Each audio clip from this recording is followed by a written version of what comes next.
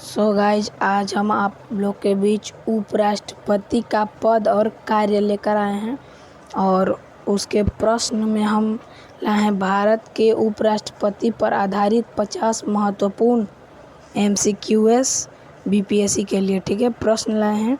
अगर आप लोग को BPSC का एग्ज़ाम देना है तो ये ज़रूर यानी पढ़ के समझ के जाइएगा एग्ज़ाम देने। पक्का है कि एग्ज़ाम निकल जाएगा आप लोग का, एकदम कोई प्रश्न छोड़िएगा नहीं। ठीक है, तो चलिए हम पहला प्रश्न देखते हैं।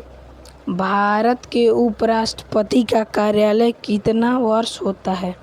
भारत के उपराष्ट्रपति का कार्यालय कितने वर्ष का होता है? ठीक है, तो आंसर होगा 5 वर्ष। ठीक है, भारत के उपराष्ट्रपति का कार्यालय कितना होता है? 5 वर्ष। ठीक है, चलिए आगे बढ़ते हैं। अब हम दूसरा प्रश्न यहाँ पे लाते हैं। दूसरा प्रश्न है, उपराष्ट्रपति का निर्वाचन किसके द्वारा किसके द्वारा किया जाता है? ऑप्शन है केवल लोकसभा सदस्य, केवल राज्यसभा सदस्य, संसद के दोनों सदनों के सदस्य, राज्य विधानसभाओं के सदस्य। तो ऑप्शन नंबर सी होगा, संसद के दोनों सदनों के सदस्य। ठीक है, अब आइए हम प्रश्न नंबर 3 देख लेते हैं। तो उपराष्ट्रपति का वेतन किससे प्राप्त होता है? ठीक है, तो ऑप्शन नंबर ए है राष्ट्रपति सचिवालय, दूसरा लोकसभा सचिवालय, तीसरा राज्यसभा सचिवालय और चौथा है प्रधानमंत्री कार्यालय। तो आंसर नंबर सी सही होगा, राज्यसभा सचिवालय। ठीक है, अब हम चौथा प्रश्न लाते हैं। तो चौथा प्रश्न है, उपराष्ट्रपति का मुख्य कार्य क्या है? ऑप्शन नंबर ए है राष्ट्रपति के सलाहकार, बी है राज्यसभा के सभापति, सी है प्रधानमंत्री के सहायक और डी है न्यायपालिका के मुख्य।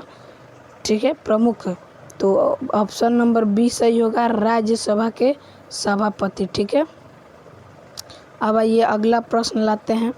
तो अगर आप इस वीडियो को देख रहे हैं तो प्लीज़ चैनल को सब्सक्राइब कर दीजिएगा और ये पढ़ के BPSC के एग्ज़ाम देने जाइएगा तो आपका BPSC का एग्ज़ाम पक्का है निकल जाएगा। ठीक है, अब हम पांचवा प्रश्न यहाँ पर है, उपराष्ट्रपति के निर्वाचन में कौन भाग नहीं लेता? उपराष्ट्रपति के निर्वाचन में कौन भाग नहीं लेता? तो देखिए, ऑप्शन नंबर ए है लोकसभा सदस्य, बी है राज्यसभा सदस्य, सी है राज्य विधानसभाओं के सदस्य और डी है संसद के नामित सदस्य। तो ऑप्शन नंबर सी सही हो जाएगा, राज्य विधानसभाओं के सदस्य। ठीक है, अब आइए हम छठवां प्रश्न लेकर आते हैं।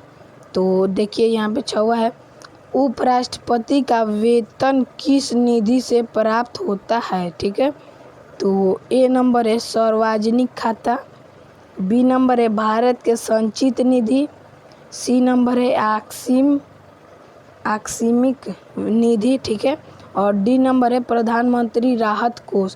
तो इसमें ऑप्शन नंबर बी सही होगा। ठीक है, भारत के संचित निधि। ठीक है, यहाँ पे सातवां प्रश्न हम लेकर आए गए हैं।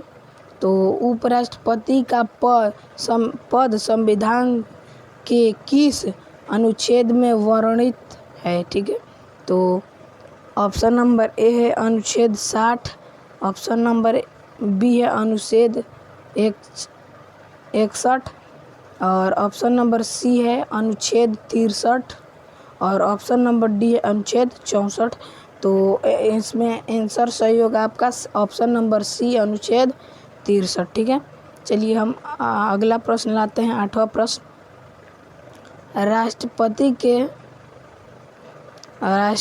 उपराष्ट्रपति के निर्वाचन में कौन सा मतदान प्रणाली अपनाई जाती है? ठीक है, उपराष्ट्रपति के निर्वाचन में कौन सा मतदान प्रणाली अपनाई जाती है?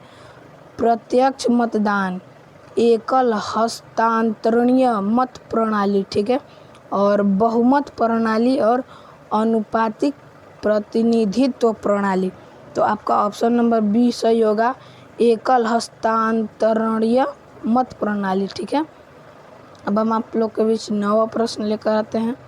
तो नवा प्रश्न है, उपराष्ट्रपति की न्यूनतम आयु कितनी होनी चाहिए? तो ऑप्शन नंबर ए है 25 वर्ष, ऑप्शन नंबर बी 30 और ऑप्शन नंबर सी है 35 और ऑप्शन नंबर डी है 40। तो ऑप्शन नंबर सी सही होगा, 35 वर्ष की ज़रूरत होगी उसको उपराष्ट्रपति बनने के लिए, ठीक है। अब चलिए 10वां क्वेश्चन यहाँ पर लाते हैं। तो 10वां प्रश्न है, उपराष्ट्रपति का पद किस अनुच्छेद में वर्णित है? उपराष्ट्रपति का पद किस अनुच्छेद में वर्णित है? तो अनुच्छेद 63 में वर्णित है, ठीक है। तो आप लोग को ये वीडियो कैसा लगा? अगर अच्छा लगा, एक भी क्वेश्चन इसमें बीपीएससी में आया तो हमारे चैनल पर ज़रूर कमेंट कीजिएगा, ठीक है। धन्यवाद।